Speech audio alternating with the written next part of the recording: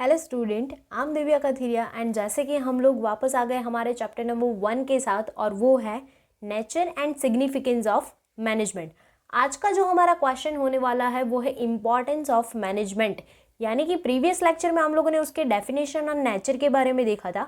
आज हम लोग बात करने वाले हैं उसके इम्पॉर्टेंस के बारे में, यानी कि मैनेजमेंट को अगर अप्लाई करते हैं तो वो क्या फ़ायदे दे सकता है और उसका कितना इंपॉर्टेंस होता है। क्लियर। तो फर्स्ट वन हमारा जो पॉइंट है वो है necessary in every field. Guys ये टॉपिक हम लोगों ने नेचर में भी देखा था कि हर जगह पे मैनेजमेंट को अप्लाई किया जा सकता है अगर हम लोग करना चाहते हैं तो ये है हमारा नेसेसरी इन एवरी फील्ड। यानी कि ऐसी कौन कौन सी फील्ड्स है जिसमें हम लोग मैनेजमेंट अप्लाई कर सकते हैं।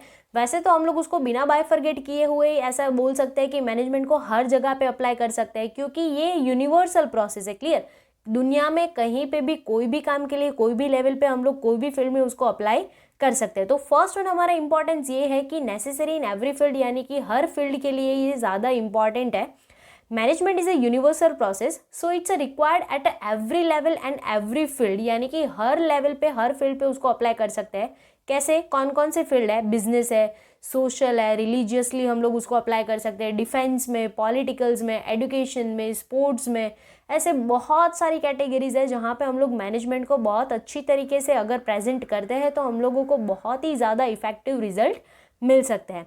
मैनेजमेंट के कुछ फंक्शंस भी है, यानी कि planning, organization, direction and control. Planning का मतलब क्या होता है कि हम लोग कुछ फ्यूचर के लिए अभी राइट नाउ एडवांस में कुछ प्लानिंग प्रिपेयर करेंगे कि जिसके अकॉर्डिंग हम लोग स्टेप बाय स्टेप चलेंगे, तो उसको हम लोग क्या बोलते हैं? Planning.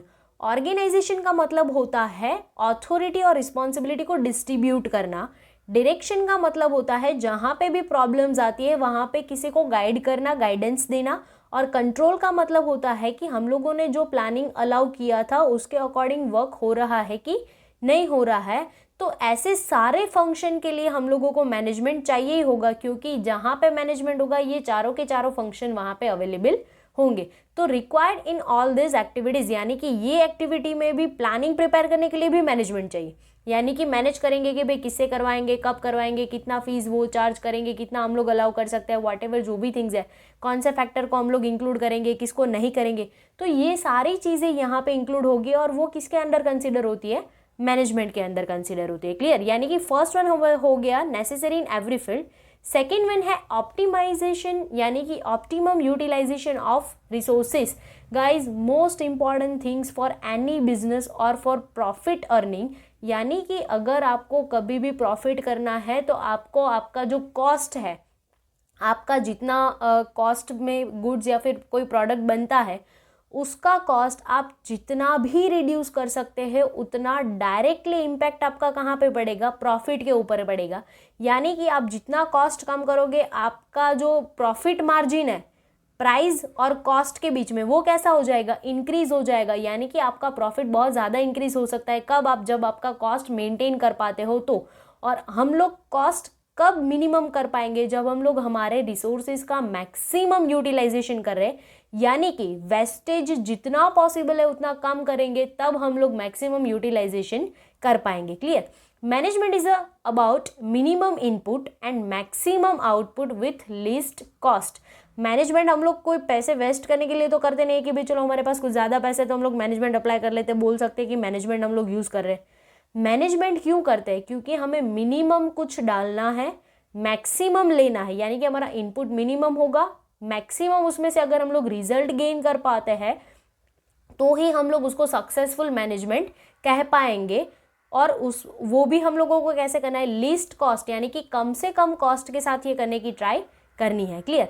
Management use the business resources like, यानी कि मैनेजमेंट कैसे रिसोर्सेज यूज करता है? जनरली लैंड है, ऑफकोर्स उसका जो बिल्डिंग है इंफ्रास्ट्रक्चर बनाने के लिए चाहिए, कैपिटल है, पैसे चाहिए, रॉ मटेरियल्स है, मशीनरीज है, ऐसे बहुत सारे ऐसे जो फंक्शंस है, रिसोर्सेज है, इक्विपमेंट्स है जो मैनेजमेंट यूज़ करता है, बिजनेस यूज़ करता है। क्लियर। मैनेजमेंट अवॉइड्स वेस्टेज, यानी कि आप जितना वेस्टेज कम करोगे कॉस्ट भी कम जाएगा, और जितना कॉस्ट कम जाएगा आपका मैक्सिमम यूटिलाइजेशन पॉसिबल हो पाएगा और आपका प्रॉफिट भी क्या हो जाएगा? इंक्रीज हो जाएगा। क्लियर। फिर है अकम्प्लिशमेंट ऑफ ऑब्जेक्टिव। ऑफकोर्स हम लोग मैनेजमेंट उसको खेलने के लिए तो बनाते नहीं है। वो क्यों बनाएंगे? क्योंकि जो हम लोगों ने टारगेट सेट किए हैं, गोल डिसाइड किए हैं, उसको हम लोग इजीली अचीव कर पाए, इसलिए तो हम लोगों ने मैनेजमेंट अप्लाई किया है। Main objective of a management is to achieve the business goal, यानी कि अल्टीमेटली हमारा टारगेट क्या होता है, जो हमारा गोल प्रिपेयर किया हुआ है उसको अचीव करना। Clear. Management make its possible, management की वजह से ये पॉसिबल हो सकता है to take a optimum utilisation of resources which helps to complete goal, यानी कि आप अपने रिसोर्सेज को ज़्यादा से ज़्यादा अगर यूज़ कर पाते हो तो आप अपना गोल इजीली अचीव कर सकते हो। फॉर एग्जांपल ऑप्टिमम यूटिलाइजेशन कैसे कर सकते हैं, सिंपल हम लोग एग्जांपल लेते हैं ताकि सब कनेक्ट कर पाए। फॉर एग्जांपल अगर हम लोग वॉशिंग मशीन यूज़ कर रहे हैं कपड़े धोने के लिए, तो उसमें से जो पानी निकल रहा है, फर्स्ट टाइम थोड़ा ज़्यादा डिटर्जेंट वाला निकलता है, फिर सेकेंड टाइम थोड़ा कम निकलता है, थर्ड टाइम और कम निकलता है। तो जो थर्ड टाइम लास्ट टाइम वाला जो पानी होता है उसको हम लोग फर्श वगैरह साफ करने के लिए या तो फिर ट्री को पानी वगैरह प्लांटेशन करने के लिए यूज़ कर सकते हैं। क्लियर। रोड वगैरह ऐसा कुछ साफ करने के लिए यूज़ कर सकते हैं, यानी कि हम लोगों ने एक ही पानी को कपड़े धोने के लिए भी यूज़ किया, फर्श साफ करने के लिए भी यूज़ किया, ट्री प्लांटेशन के लिए यूज़ कर सकते हैं, या तो फिर कुछ साफ करने के लिए हम लोग भी उसको यूज़ कर सकते हैं। क्लियर। तो ये होता है ऑप्टिमम यूटिलाइजेशन ऑफ रिसोर्सेज। फिर नेक्स्ट वन जो है वो हमारा है useful for the success of business, यानी कि आपको अपना बिजनेस अगर सक्सेसफुल करना है, ट्रेंडिंग में ले जाना है, तो आपको अच्छे से अच्छे मैनेजमेंट की रिक्वायरमेंट होगी। Success of a business is a totally depends upon a perfect management, यानी कि आपका मैनेजमेंट जितना परफेक्ट होगा आपका बिजनेस जो है वो वैसे ही ट्रेंडिंग में जाएगा, वो मतलब डे बाय डे डेवलपमेंट के वे पे ही चला जाएगा अगर आपका मैनेजमेंट बहुत ही एफिशिएंट और अच्छा है तो। Efficient management helps to convert, यानी कि जो अच्छा मैनेजमेंट है वो हेल्प करेगा किस में, कन्वर्ट करने में, a loss making companies into profit making companies, यानी कि अगर आपकी कंपनी लॉस कर रही है तो उसको अगर अच्छा मैनेजमेंट अप्लाई किया जाता है, अच्छा मैनेजमेंट दिया जाता है, तो वो क्या कर सकता है, उसको प्रॉफिट में भी कन्वर्ट कर सकता है। Good management leads a business in a profitable path, यानी कि अच्छा मैनेजमेंट है तो वो बिजनेस को प्रॉफिट के पाथ के ऊपर लेके जाएगा। क्लियर। तो ऐसे हम लोग उसको बिजनेस के सक्सेसफुल के लिए भी हम लोग उसको इंपॉर्टेंट फंक्शन या तो फिर इंपॉर्टेंट फैक्टर भी कंसिडर कर सकते हैं। Clear.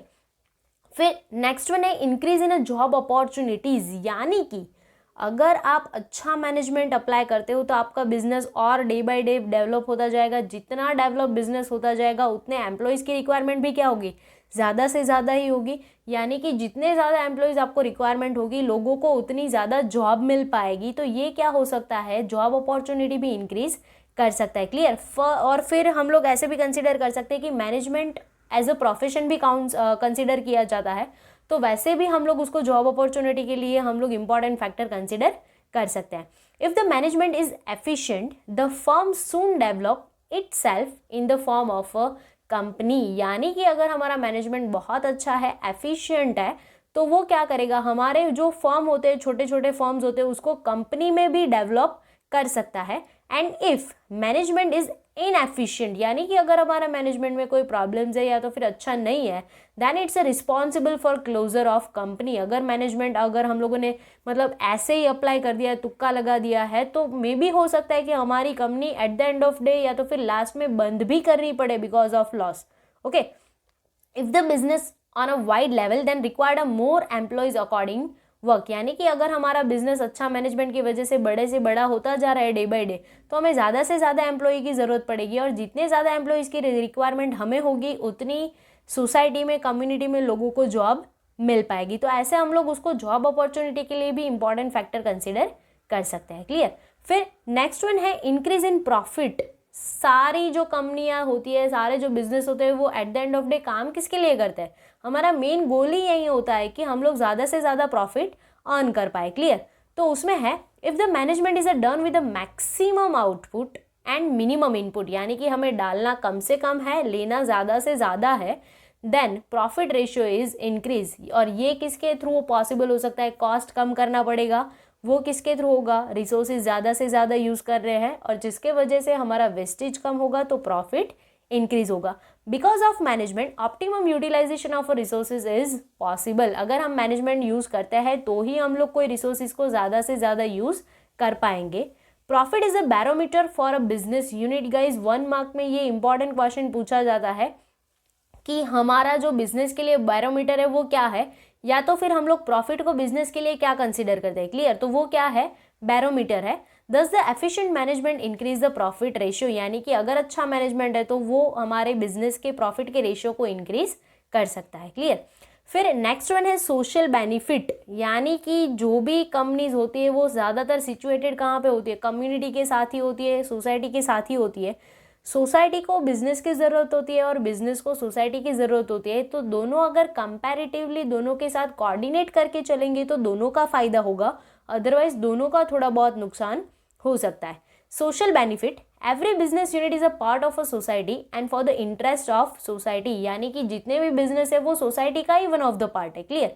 Without society business can not run, यानी कि जितने भी एम्प्लॉयज आते हैं वो ज़्यादातर कहाँ से आते हैं, सोसाइटी में से ही आते हैं, आसपास की कम्युनिटी में से ही आते हैं। अगर वो लोग ही काम नहीं करेंगे तो बिजनेस कैसे चल पाएगा। Clear. By using the resources of a society management works in the favour of the society, क्योंकि हम लोग हमारे आसपास की सोसाइटी के रिसोर्स यूज़ करते हैं तो हमारा भी एक रिस्पॉन्सिबिलिटी बनता है कि हम भी सोसाइटी के लिए कुछ काम करें। Clear. Success of a business increase the wealth and welfare of society, यानी कि अगर हमारा जो सक्सेस जैसे जैसे डे बाय डे बढ़ता जाता है तो उसके वजह से हमारी कंपनी की वेल्थ भी बढ़ जाती है और वेलफेयर भी बढ़ जाता है, यानी कि हमारी कंपनी की जितनी प्रॉपर्टीज इंक्रीज होगी तो उसके साथ साथ रिस्पॉन्सिबिलिटी भी बढ़ेगी कि हमारे यहाँ पे जो काम कर रहे हैं उसके लिए हमारे लिए वेलफेयर एक्टिविटी का प्रोवाइड करना भी बहुत ज़रूरी बन जाता है। Clear. Business unit produce the goods and services at low cost, अगर हम लोग हमारी गुड्स और सर्विसेज को low cost with good quality अगर प्रोवाइड कर सकते हैं तो इससे बेटर मार्केटिंग स्ट्रेटेजी और कोई हो ही नहीं सकती and can provide to public. अगर हम हमारा गुड्स अच्छे से अच्छे रीजनेबल प्राइस में अच्छी सी क्वालिटी के साथ प्रेजेंट कर पाते हैं तो इससे मतलब हमारे कंपनी का प्रेस्टीज तो इंक्रीज होगा ही होगा, लेकिन साथ में प्रॉफिट भी इंक्रीज हो सकता है।